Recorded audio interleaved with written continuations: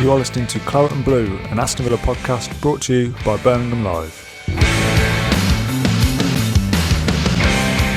Hello and welcome to our Aston Villa Facebook page and our Claret and Blue podcast, where I'm Matt Kendrick, for those who don't recognise my stupid bald face. I'm our Villa expert Ashley Preece. Ash, I think we've been set the task of trying to get stuck into the European Super League, which I know is a bit of a shock because you were off yesterday and I've had a week off. I was expecting to wade through my emails and just kind of, do a bit of admin. Yeah. Nice and easy, that's it, yeah. Have a mad rant and to give six greedy owners a bit of a kick in, which, let's face it, it's more fun doing that than wading through admin anyway. There is Listen, this is a Villa podcast. We're on a Villa Facebook channel, so let's talk about it in the context of Aston Villa, first of all. Christian Purslow yesterday. Never backward in coming forward, to be fair to Purslow, in terms of standing up for the club and looking out for the club's interests and the interests of the fan base. What did you make of his comments, Ash? I think the one that stood out was he called it grotesque, didn't he, I believe? Yeah, he didn't hold back. I just liked how quick he was to respond to it all. He came out on BBC Radio 4 and told what he thought of it, to be honest. Yeah, grotesque what they're all doing, and fair play to Purslow. He's got a knack of doing that. His timing's really good. He's an opportunist when he comes out and he says all the right things, and I think Villa fans resonated with him. I think totally in agreement with him. It's totally wrong what everyone's doing, and look, like I've said this before, Aston Villa have been around longer than 12 clubs, so, and then they'll be. Listen, Purslow's got it nailed on, so they shouldn't come back for me, but we'll get stuck into that. But Purslow's comments, resonated with me. Total thumbs up, and he hit the nail on the head. I've got to be a little bit careful here, not to be, because we're accusing these owners of being self-serving and not caring about the greater good. But my first instinct is, let's cope without them. Let's kick the six out. And it sounds really harsh because these football fans, these genuine football fans from each of those six clubs, who oppose this as vehemently as the rest of us, probably even more so because it's their clubs at the centre of it. But to me, there should be no way back. I just think, if you want to go and create this kind of separate entity and this separate platform where you play once a week and you become richer and richer and richer, that's fine. Use that wealth within your new platform to do as you please with it. But don't think that you can then come back and use that wealth to influence our league. How is that fair? How's that fair that you can make all this money and yet you can still have a free run to get, to be the biggest and richest club? It just makes me sick. It just makes me sick. And the fact that it's all been done so cloak and dagger. I think I wrote yesterday that if it is a kind of bargaining ploy with UEFA to try and screw a little bit more out of UEFA, I think it's like going into Dragon's Den and kind of poking Theo Pavidis in the eye, or having a dump on Deborah Meaden's little desk. It's just there's just no shame, is there? And I'll tell you something that I wanted us to talk about, and I'm conscious that you're on this with me, Ash, rather than me just going off on one of my big long rants. Is this idea? Have you heard this phrase, legacy fan? That they're talking about traditional football fans now. They're splitting fans into legacy fan, boring old kids like us who actually like a packed stadium, like the atmosphere, like the laughs, like the crack with our mates. Yeah. Definitely like a Balti pie. So it's us versus the fans of the future. Basically, the kind of armchair fan that's got no real allegiance with any of these places, with any of the history, any of the heritage, and almost saying, we don't care about you legacy fans anymore. Yeah. It doesn't matter. We've proven that even in empty stadium, you told us that fans were the heartbeat, that football is all about the passion on the terraces. We've shown that we can market our product even in empty stadiums. You don't care anymore. And to me, there's not even a pretense about it anymore. They're not even trying to hide their disdain for us. It makes me sick. Yeah, I seen Florentino Perez's interview. He came across really just like, we're not bothered. We're going to go ahead with it anyway. We need all this, and the kids are all on the gaming anyway. Football's boring, he said, basically, but simply not the case. Just every Villa fan out there, it's not the case. And like the cloak and dagger, it's all secrecy behind the scenes, and it's all been agreed, gentlemen's agreements. just stinks for me. But yeah, looking forward, I don't know what the outcome is. Like you say, kick them out, and does that mean Villa in the Europa League? Then roll on for me, but we'll take advantage of that. Don't get me wrong, but yeah, it's lots of questions. I'm just speaking with Dean Smith later. I wonder what the feeling is amongst the players and the staff at Villa as well. And it's just uncertain times now, isn't it? It really is real that they've gone gung-ho at it, and a couple of weeks' time, who knows? But yeah, I don't know what to say about it really, without going off on one like Carragher and Neville. And but yeah, just stinks really. Can't stand the concept, and totally out of sync with the fans. Yeah. I think to me it shows kind of delusions of grandeur that these 6 clubs think that they're so important that the rest of football or the rest of English football can't continue without them. I mean, how arrogant do you have to be like that? Because, we've seen, not for the right reasons, but we've seen Aston Villa, a great club with great heritage, a massively decorated club in terms of what we've won, albeit a lot of it in black and white and sepia-tinted photographs rather than full colour claret and blue. But we've seen Villa tumble out the Premier League, and much as it hurt us, Premier League continue without us. Do you know what I mean? Leeds were gone for many years. Premier League continued without them. Nottingham Forest, who won the European Cup twice, they've been out of the Premier League.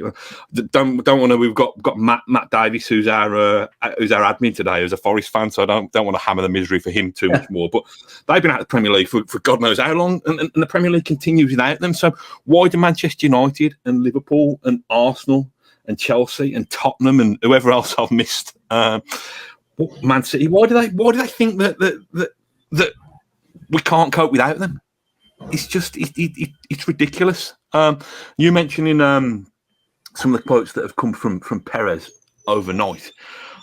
I thought of, when you see these kind of mock memes and these mock, these mock quotes there's some fake quotes attributed to Klopp that came out last night.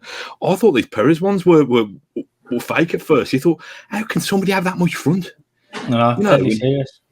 I suppose what you would say to him is at least, I wasn't particularly pleased or reassured by anything he came to say, but at least he put his head up and spoke.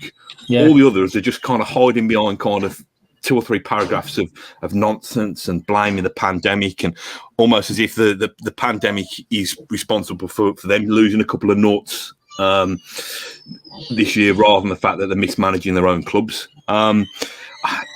Yeah, it's so. In terms of Aston Villa, what do you think? I don't want to put words in the guy's mouth, but what do you think Smith will be like today? You're in the presser with him promoting the Man City game today.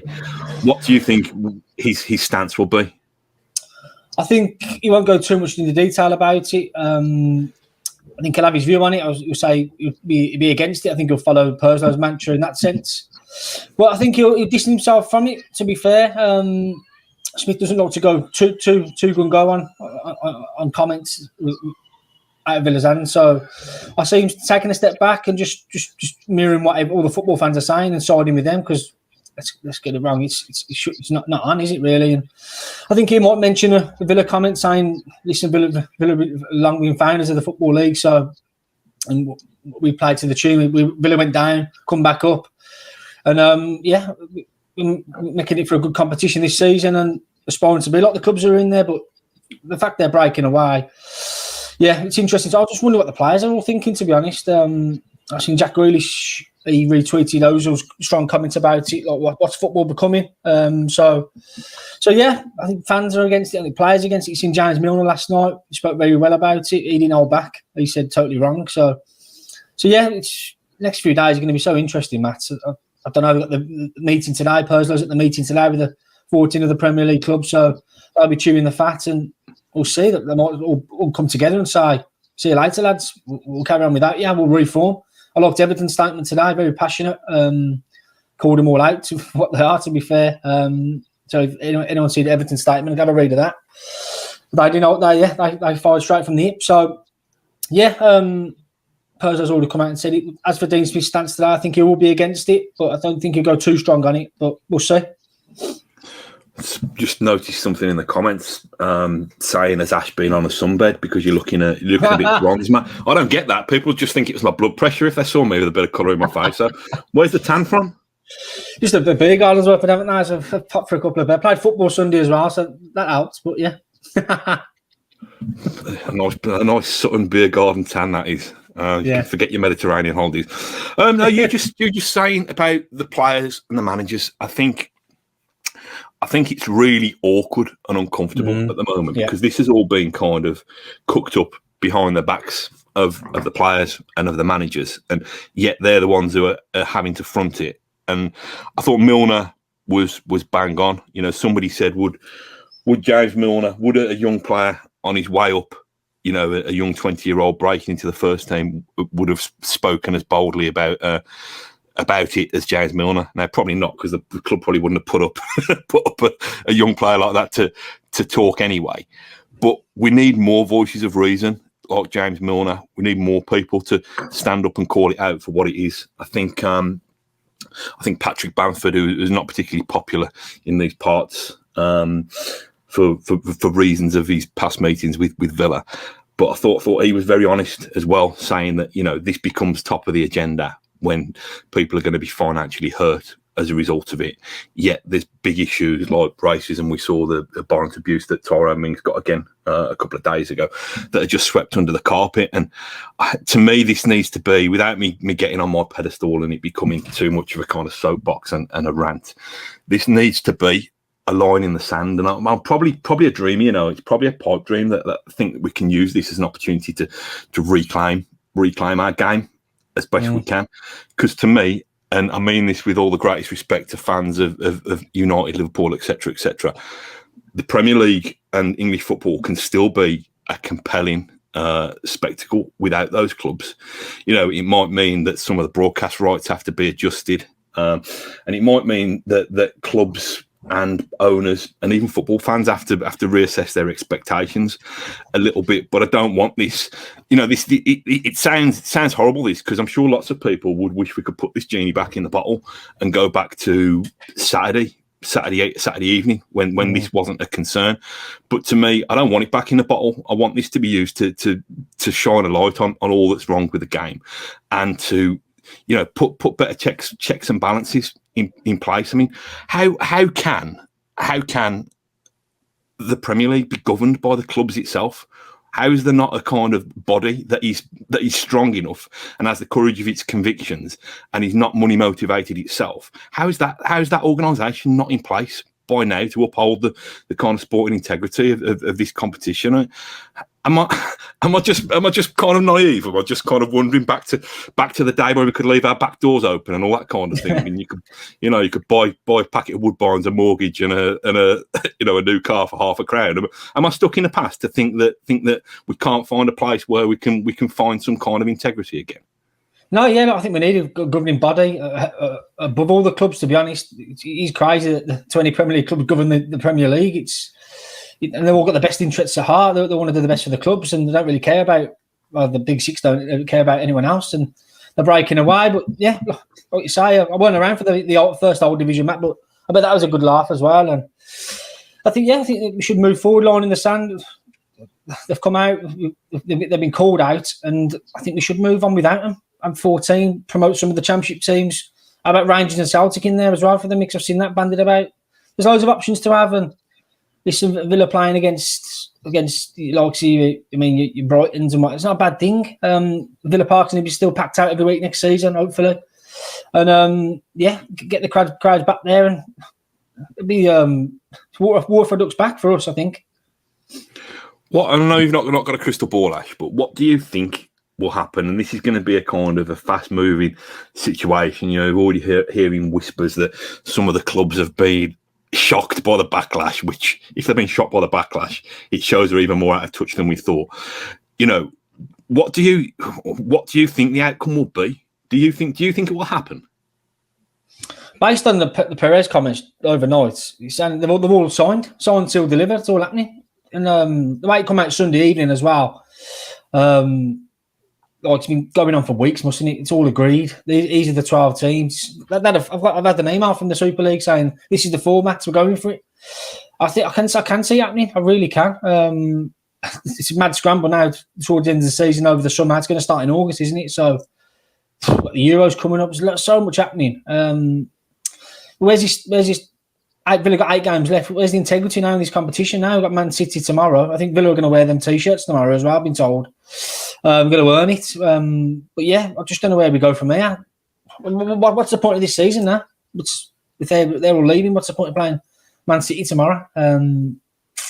Yeah, I don't know where we go from there. But looking ahead, what I'd do off the cuff, I'd probably get rid of the 6, have the 14 in there, and I'd promote through the championship clubs, the top 6 of the championship. I'd have them all in there. I'd scrap the playoffs, perhaps. Do you know what I mean? I'll go with that.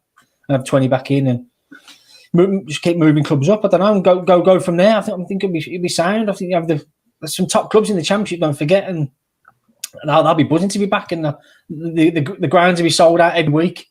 I think it'd be a good fun. Like, I'm a Villa fan as well, and I love the championship. It's good crack, winning every week, and the passionate fan base in there. And I think a bit of the Premier League taking a bit of that. No bad thing. Yeah, I mean, for me, it's got to be a case where this is where the likes of UEFA, FIFA, the Premier League, the FA have to kind of stand up strong now. And do they hold their nerve? Do they hold their nerve knowing that if this were to take its natural course, then these clubs are already signed up for a Super League. They think they can have the cake and eat it. The footballing authorities should say, no, you can't have your cake and eat it. You can't just pop back to the Premier League once a week with your kind of super rich squads and think you can just kind of, treat this place like a hotel, for want of a better phrase. They need to say that, but you can see within the corridors of powers there, they're going to get nervous, thinking, well, actually, without those 6 clubs, that's really going to weaken our hand at the negotiating table with Sky and BT Sports. Maybe just having these kind of bad boys along, even if it's not on our terms, maybe that's the best way to make sure this gravy train keeps rolling. And that's my big concern, that they just cave. They just cave too easily. And for me, nobody's a winner there other than those 6. The 6 custodians of the revolting 6, and to me, I didn't believe it. I've switched my phone off a little bit because I've had the week off, and I've just been knocking about watching Netflix and ambling around the garden and garden centres and stuff like that. I didn't really believe it when it started breaking on a Sunday. I thought it was another kind of project, big picture, where these people would be swatted away and put back in the box quite quickly, and it was only when those kind of joint statements started dropping at about 11:30 on Sunday night, so I thought, oh my God, this is actually happening. This is a danger. This is actually going to happen. And even the timing of those statements. I mean, were those statements put out to serve a worldwide global audience? Were they put out to kind of bury bad news from a English point of view? It's just the whole thing. The whole thing stinks. Listen, I'm sure we'll talk about Super League and the impact of it on the wider football community and on Aston Villa specifically over the next couple of days and weeks. And we'll hear from Dean Smith, and we'll hopefully hear from a couple of Villa players around the Man City game as well. But let's just put that big massive thing that's dominating all our thoughts to one side for a minute. And we've got a football match tomorrow night. So it's Villa versus Man City. Ash, what are your thoughts going into that game? I had all eyes on that, really, because Man City the breakaway team and Villa the founding members of the Football League, so there'll be headlines galore tomorrow. Late kick-off, Villa Park. Villa got a wretched record with Man City in recent times.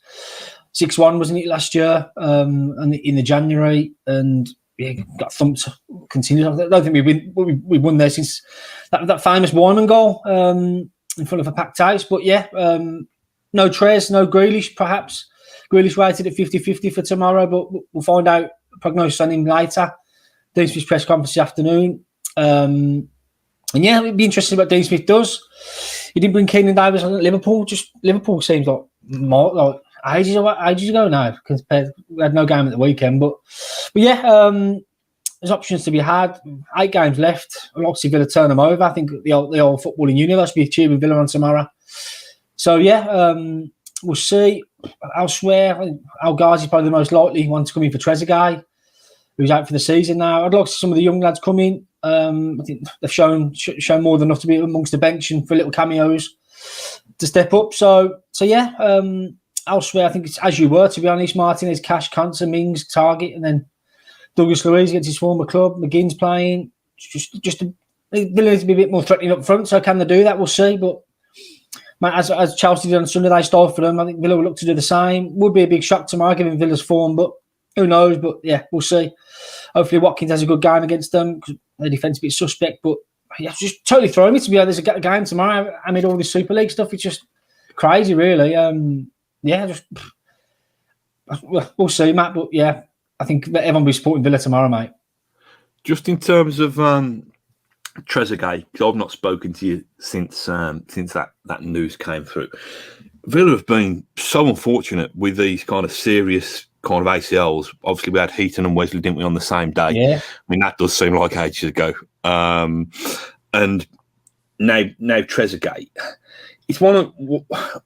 I always feel guilt. It's a bit like Conor Hourihane, you know. It's Trezeguet kind of easily slips into scapegoat territory for me, and it's probably you know, people are probably going to accuse me of being two-faced and hypocritical now that we're without him. Oh yeah, you respect Trezeguet now, Matt, don't you? But you know, I think in terms of what Trezeguet has brought to Villa, and we know, listen, from being completely blunt, I think Villa need an upgrade on perhaps all 3 of their wingers next season. Although saying that, we could climb 6 places without doing a single thing. There you go. But you know, I do feel for Trezeguet, because for me, he's the kind of guy who epitomises what I spoke to Dan Rollinson about this the other week, and I think somebody asked the question. Trezeguet plays like he's won a competition, and I don't know whether that's a good thing or a bad thing. I think somebody said it as an insult, saying he's just like a fan, he's not good enough. But to me, I took it as a compliment. He plays like he's won a competition. He plays like he cares. He plays like he wants to get every last kind of drop of the ability that he's got. So listen, I wish him all the best. You know, what we're talking, Ash, a year potentially with that kind of injury. Yeah, I don't think it'd be as bad as Wesley's, to be fair. So Heaton was out for 9 months. 10 months to 11 months. So you're looking about that, Matt. Yeah, I think ACL, no good. He was at Bodymore start of this week alongside Grealish in the treatment room. And yeah, long road back for Trez, I think. Hopefully he recovers quicker than Heaton and Wesley, because they're out for considerable time. But yeah, 6 months or longer. So yeah, he's set for a spell for the sideline. So I think Villa will bolster that position in the summer. They've been forced to be fair. So yeah, I'm with you, Matt. A lot of Trezeguet's work right. I think he brings a lot to the team in that respect, and he squeezes opposition. I remember last season he had his best games against the likes of Arsenal and City away, and he can be a threat and a pest. But yeah, his goals record hasn't been too good this season. He only scored 2 in that one game, but he seems to come on strong as well when Villa need him most, like he did last season. He comes on strong in the springtime, and yeah, I put a tweet out the other week when I heard of the news. He's done a lot for Villa, really. He volunteered into a cup final. He kept us up last season with that 3-goal flurry he scored, and he's a willing squad member for me. Was it £9 million? Okay, Villa, he's not like a 20-40 million pound player, is he? So you can't expect that of him. But what you can expect from him is grafting, a bit of grit in there, and he'll put his whole body on the line for the Claret Blue cause, and you can't knock him for that, to be honest. So yeah, devastating shame, really, and others have to step up now, and Al Ghazi, perhaps he's probably one to come in, but yeah, we'll see. Let's have a quick word about Jack Grealish thing, because I think me and you are both old enough to remember him being in action, aren't we? Yeah, I don't know, man. Who's he? Can't remember him, but he brought in the way his last game was 0-0. He was rubbish. So yeah, do you think it's all a bluff? Do you reckon he's just been dropped because of bad form? Is that what it is? I think so. Yeah. So, listen, this is a saga that can run and run, can't it? The Jack Grealish situation. Yeah. I think for greedily and selfishly, I want him back just to give the season a little bit of a spark again, so we can get some kind of pleasure and enjoyment. A bit harsh on the rest of the team, that is, but get a bit more pleasure and enjoyment out of the matches. But I also want him to have a decent run up to making sure he's in that squad for the Euros, because I know it's a real big dream of his. You're saying, Ash, that we've heard that he might be 50-50 for tomorrow night. Obviously, Dean Smith will come out with a cryptic clue this afternoon, I'm sure, from his press conference. But do we? I don't want to be the doom monger and the conspiracy theorist, but we do think he's going to be back soon, don't we? This is not a kind of cover up that he's out for even longer than he's been. Yeah, well, the penciled in date is May 1st at Everton, so I mean that's 2 games away. I got Man City and West Brom this week, but if he's not back for Man City, I think West Brom could be the better one. But it's just guesswork, isn't it? We don't know how his shin's holding up. A weekend off last week would have been the world of good for him. He's been at Bodymore working on it ever since. It's just a really niggling shin injury. It's becoming a bit of a concern now. He's having a big injury every season, it seems. The promotion year, he's out for 13 games there, and now this year. So yeah, a bit of a concern. His England hopes are, he's desperate to get to England, isn't he? It's all he ever speaks about. It's all he wants to do. So hopefully that doesn't have a detrimental effect on him. But it can't be long now. How many games we've been out in? 8, is it? Since Brighton away. And yeah, we missed him I'm telling you. So, but yeah, Man City, West Brom, Everton. He's going back by Everton, surely. And then we got Man U, Palace, Tottenham and Chelsea to finish off. So you'll be able to inject that bit of spark, like you say, Matt, because Villa need it desperately, don't they? It's petering out like you wouldn't believe. So yeah, couple more weeks, if that, and he'll be back in business, hopefully, mate. Did I see him on Instagram singing a Glenn Whelan, Lionel Richie song? That's right, yeah. Have I dreamt that? Did I actually see that? Yeah. He's working with Ollie Stevenson on the Watt bikes, isn't he? So that was it, yeah. Don't give up the day job, Jack. Jesus Christ, I thought my voice was bad. What I wanted to speak to you, Ash, and we'll wrap this up in a couple of minutes, was, and I know you're a massive advocate for the kids coming through the ranks at Bodymore Heath. And we've spoken before about whether Villa are kind of drifting. I mean, I don't call it mid-table mediocrity. I call it drifting gloriously in mid-table compared to what we've gone through in previous years. Yeah. So we know that the season's kind of ebbing and flowing towards its conclusion. Who knows? 10th place might be good enough for Champions League.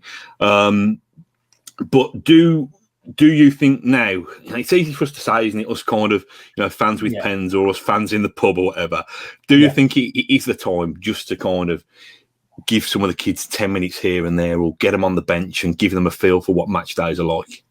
I think so, yeah. I mean, Dean Smith has done it this season. He's had Jaden Philogene-Bedois, the 19-year-old winger. He's been amongst the squad. Carney Chukwuemeka has been on the bench. Kane Kessler's been on the bench. And Jacob Ramsey's emerged this season, hasn't he? He's through Jacob Ramsey in. He had 13 or 14 Premier League appearances for a 19-year-old. So he's not afraid to do it. But I'd like to see more, especially with the season 8 games left. I'd like to give him more game time. We haven't seen him on the pitch yet, apart from Jacob. So, yeah, Kane Kessler right back. He's in the shout. No Trezeguet tomorrow. Could you put Cash ahead of him? Or, do you know what I mean?